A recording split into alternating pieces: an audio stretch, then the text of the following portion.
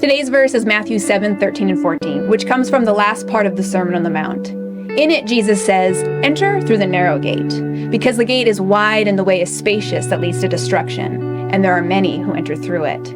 How narrow is the gate and difficult the way that leads to life, and there are few who find it." In verse 13, Jesus' command is short and to the point.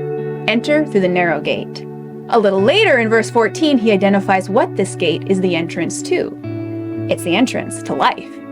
But before he reveals that, he gives the reason that he makes this command. He says, because the gate is wide and the way is spacious that leads to destruction, and there are many who enter through it.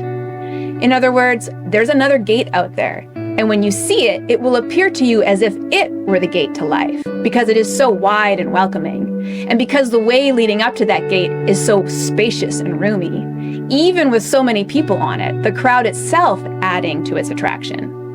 But Jesus says that wide gate, that broad way and that bustling crowd, it leads to destruction. Jesus gives this command because he knows that when we see the narrow gate, we will likely be put off by it. And the way leading up to that gate will look difficult and constricting, even though only a few have chosen it, which itself lessens its appeal. This verse offers us a challenging truth. Our hearts are naturally drawn towards destruction, and our minds find it easy to rationalize that choice. But Jesus is very clear. The seemingly obvious choice does not lead to life. Today, be strengthened by the words of Jesus. Continue to choose the narrow gate.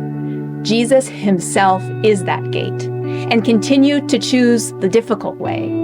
Jesus himself is that way, who is leading us into the very presence of the Father and into abundant life.